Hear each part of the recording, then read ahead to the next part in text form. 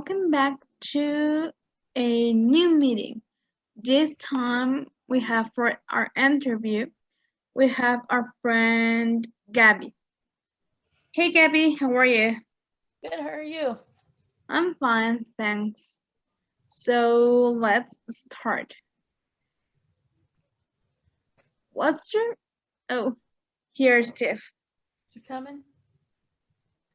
What's your disability or diagnosis, Gaby? Spina Bifida. What do you know the type? I actually personally don't. I actually wasn't familiar that there was types actually until not that even long ago. Okay.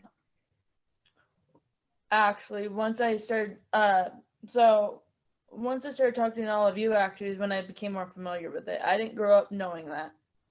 So actually, and all the names are weird. But I don't know mine specifically.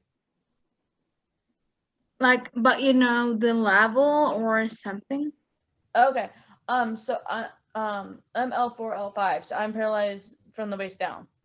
I know a lot of people with it, or at least that I've talked to, all can walk. I can't, so I'm a full-time wheelchair user. Yeah. Yeah, my type it's mielo meningocele, and I believe Tiff's type is meningocele. So they're divided into oculta and open, and in the open section they are divided in two parts. So meningocele, mielo meningocele. What do you deal with chronic pain? I don't know if many people with spina bifida do. I know I don't. I have other things that cause pain outside of the disability, but not directly with spina bifida, no.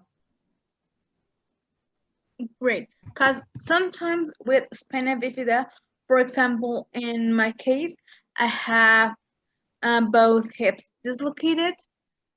So sometimes at this point, sometimes with both hips dislocated, they cause me pain at some point, and I don't know if you deal with this kind of stuff. Right. So, I mean, the only thing I struggle with, that I know a lot of people with spina bifida deal with, can't speak for everybody, is like back issues with like our spines. Yeah. But that's all that I really have. I don't have anything else besides that. Okay. Scoliosis. That's another issue. Yeah, I was like, I can't think of the word. I don't know why, but yeah. Just that. Sorry, go on. No, I'm done. You're good. Okay. Do you use mobility aids? If so, how do they help you, and have you always used them? So the only one I currently use is a wheelchair, a manual chair. So I don't personally need the electric chairs, which I know a lot of wheelchair users use. When I was younger, I used to use walker and leg braces, but as I gotten older, especially with my balance, I just kind of stopped using them. So I used to use those a little bit more, but not really anymore. I haven't used a walker and all that in years. So just my chair. Yeah, because sometimes with the as time goes, people with spina bifida start using maybe a walker or maybe crunches, but sometimes as the time passes, hip gets dislocated, or maybe you got other problems that make you get a wheelchair or something else. Right. Or maybe because you get tired or something. Right. I mean, even when I used my, like the wheelchair, or when I used the walker or crutches, I never used them full time, but I used to be able to use them a lot easier than I could now. Now that could be because my balance is so thrown off because of the scoliosis. right? So if you don't have good balance, standing up and walking is probably not your best option. Yeah, correct. But will so, Sorry, go on. what was that? I'm sorry. What are some struggles you face on a daily basis that specifically relate to your disability? Personally, I don't think I deal with a lot. You mean just like physical issues? It could be physical or mental. Doesn't matter. Physical or mental? I find physically, if you go out, and about, some places just aren't accessible. I think that's a big one we can all, unfortunately, is a huge issue for a lot of us. I think that would be my biggest. Right now, all I'm doing is working, so that's not much of an issue for me currently. But I'm sure it will be once for all can go back to normal. Unfortunately, like especially so one of my biggest hobbies, right, is like going to concerts, right? So when I can go again, right, downtown, there are all these old buildings. And like if you go into the bathroom, like you can't even bring your chair in there, and you have to like figure out a way to walk because your chair doesn't fit.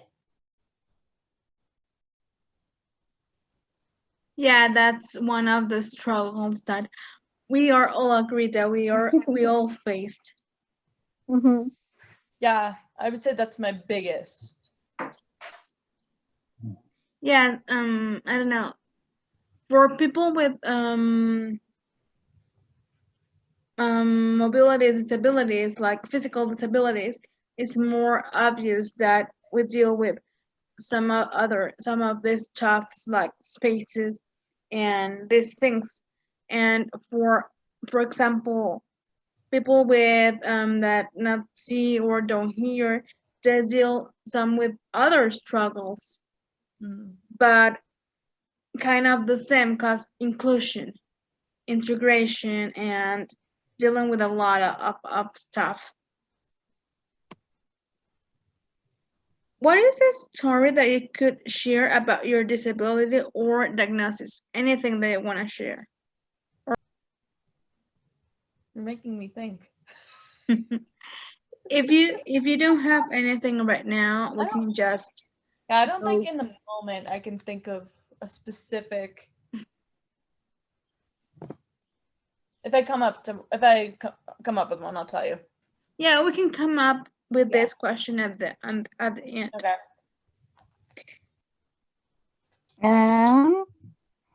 What is one thing that you want people to know about your disability or diagnosis?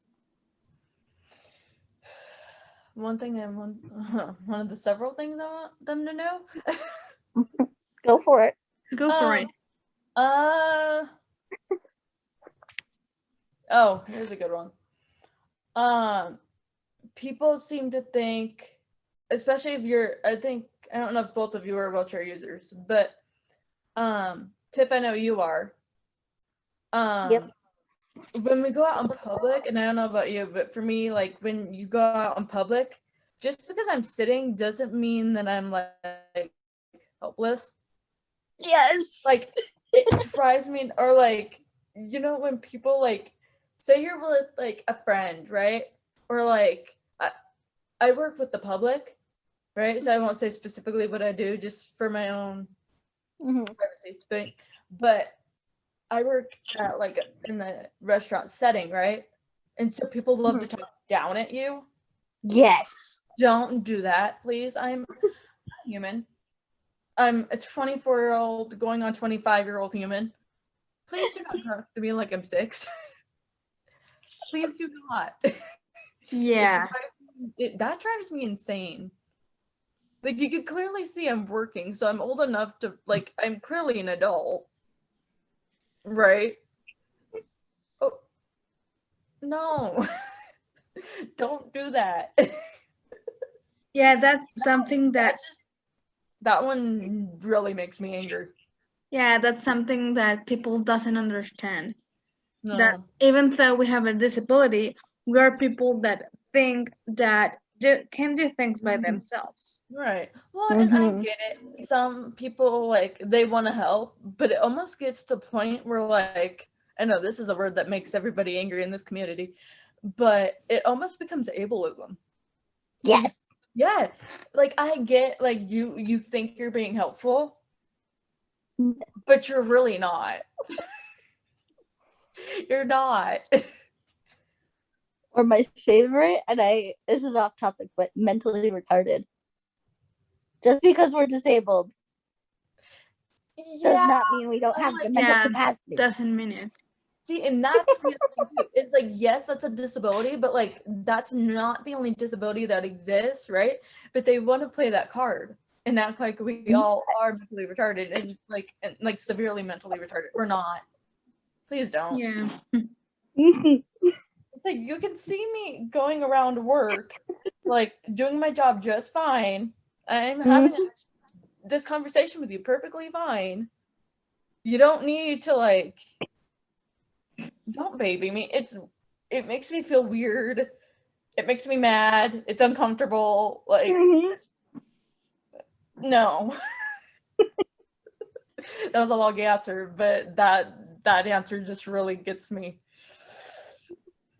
Continuing with this line about something that people think about us, what is a misconception that people have about your disability or diagnosis?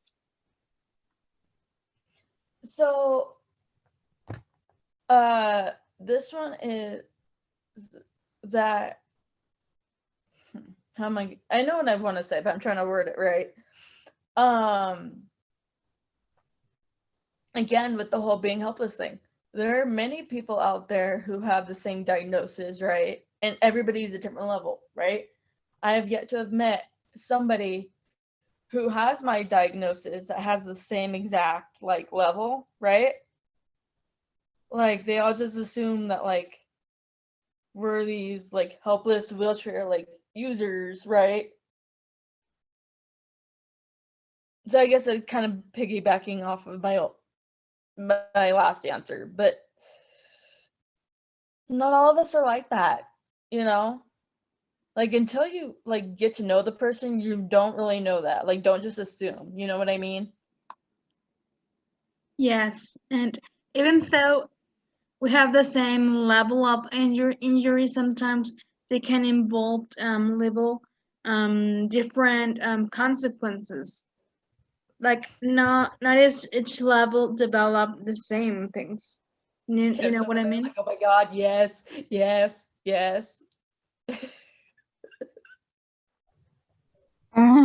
If you receive a negative comment about your disability in public, how would you deal with it? So, like, okay. So when I was growing up, I wasn't around many, like, wheelchair users, right? So I think if you asked and I think this is one of the questions later on, but you asked me that a few years ago, even like a year ago, right? I would probably be that one to, like, brush it off, right? Be like, oh, they meant well, like, they don't know, you know? I'd be, like, nice about it and, like, get over it, right? Now, whether you think I'm rude or not, I'm probably gonna correct you. And be like, no. Because there's times where, yes, people say the wrong things, but then there's also those people who say it and are rude, right? And I shouldn't have to take sorry, this makes me sound horrible, kind of, but I shouldn't have to take your disrespect, especially on the internet, just because you're behind a computer screen, you know? And that's probably why they're saying it too, because they're on the computer screen, right? Like, yes. Really, you're gonna come up to, like, do you say that because you're behind the computer screen? Are you really gonna come say that to my face? No. So, like, I will defend you, or I will defend myself, like, towards you, because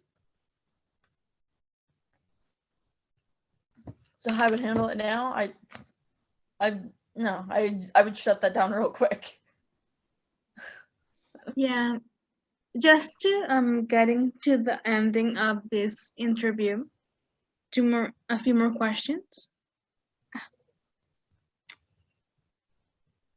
Why do you think it's important to raise awareness for people with or without a disability?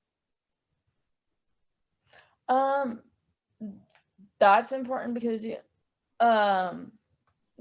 know, I've said this to other people before, but you know, I know both of you know, but we live in this world where we're having to adapt to the world, right? And the world's not adapting to us, right?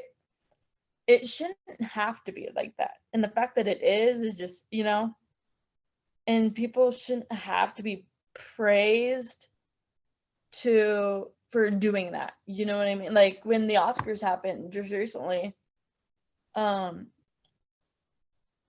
didn't watch them, but from what I was seeing online, right? They were almost getting like low-key kind of like praised for it because it's, you know, can't we just make this, it should just be normal for everybody. You know what I mean? Like it shouldn't be this, it's more of a, almost like not a taboo subject, but it's not commonly talked about like it should be, because there is a lot more of us than what people want to, or not that we want to admit, but there is more people out there with disabilities than that are not seen. Yeah, just kind of going like to the same thing. People doesn't understand that being with people with disability, it's not that you have to every time or every day you have to be like on top of them, like just let them free. You know what I mean?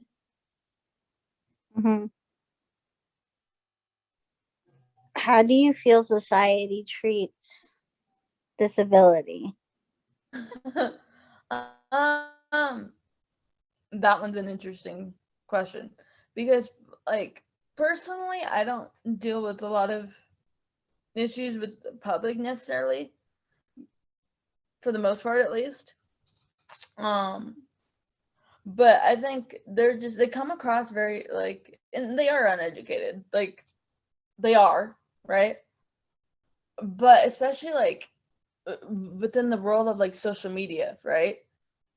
They really are. And they, you know, I would say just please be educated before you talk about it. While yes, we can educate you, but it's also not our job to like educate you. Because, you know, I just, now that, because people are not, I'm trying to get my thoughts together, but because they're not educated, right, it's becoming so much more of a problem because we should be more treated like equal than we are. Do you know what I mean? Like, I don't know. Like, I don't know. My thoughts are not coming together. It's in my head, but it's not coming out right. It should be like all of us should just be, it should just be an equal thing, right? And we're putting so much, it shouldn't have to be a thing of like, disability shouldn't be as big of a deal as it is in society, if that makes sense. It totally makes sense. Just to go to the other question that we made you previously, what is a story that you could share about your disability or diagnosis, if you have now in mind one? Okay, so you're just talking any story that has to do with it in general, right? Yeah, in general, whatever you want to share. Okay. I think this, well, I could share something like this just because I'm sure all of us with disabilities, regardless of what your disability is, has dealt with this. Going back to like the ableism thing, just because this is something that really grinds my gears. I remember there was a time, and if you guys disagree with me, tell me, because you know, I think we all have our own opinion on this. But I remember there was a time where I went to I think it was at Walmart actually with some family, and I had this woman come up to me, right? And I don't believe she said what her son's disability was, but she was saying, like, she came up to me and like almost like, I thought at first I thought this woman was like gonna pray for me, which I think is very weird out in public, but and then she goes and starts saying like how she must or how I must feel trapped in my chair. And I wanted to go off on this lady. I was like, because I'm just like, no, listen, just because we're in a chair doesn't mean we're trapped. Like, if anything, like, at least in my opinion, it gives you actually freedom and independence. Yeah. To be able to have a chair. Because if you think about it, what do people do if they had a disability and couldn't get a chair? Like, if they needed one, Yeah. right? Like, so yeah, again, with the ableism thing, be educated, don't do it, because it is an issue, right? Like, of course I didn't go off on this lady, but I wanted to, because I was like, that the fact that you see your son also like that is an issue, right? Because you shouldn't have to see, oh, my poor son, or let alone my poor me, right? Because you feel so bothered by the fact that you have a disabled son. Well, what kind of a person are you? Yeah, totally. Like, to me, that just, it's harsh. Like, you think you're being nice, but you're really not. So again, that just, to me, that just showed, like, that the story, point I'm trying to make with that, right, is don't, just be nice to people. Don't say things like that. Like, that's just not a nice thing to say to somebody, right? Even if you think it's really not. Don't make ableist comments. Yeah, and because don't make these comments, because sometimes I wish not. You can in one time in a long time you can face the same things, and you can. So don't make those comments, because I hope not. You at some point can be in the same situation. Exactly. Well, and that's the thing too, is that like, you can, if you say that to the wrong person, like I did another podcast episode with a friend of mine a while back, and I was saying how like, oh, like it, like I'm fine with talking about it openly, like whatever, because to me this wasn't a traumatic thing, right? But if you say that to the wrong person, you don't know what that person has gone through, right? Like, how do you know 6 months ago they didn't just come out of the hospital from like some severe accident, right? You're just going to trigger them again and put them back in that place that they were 6 months ago. Yeah. Do you really want to put them back in that same place? No. Like, so just watch what you're saying, because again, you don't know who you're saying it to. Yeah, so I think with this interview, we get to a point, we get your point, and I want to thank you I'm going to give you thanks for allowing us to do this interview with you, and thank you for wanting to participate in this project. And I think what you have said so far, it's great. I think the same thing. And I don't know, Tiff, you want to add something? Gaby, No, you go want ahead. to add something? Yeah, Tiff? I don't think Gaby, so. you want to add something? I don't believe I have anything. Okay, you, Tiff? No, I got nothing. Okay. So thank you so much again, Gaby, for wanting to do this and for explaining to us all this stuff. So Yes. thanks again for watching videos every week. Thank you.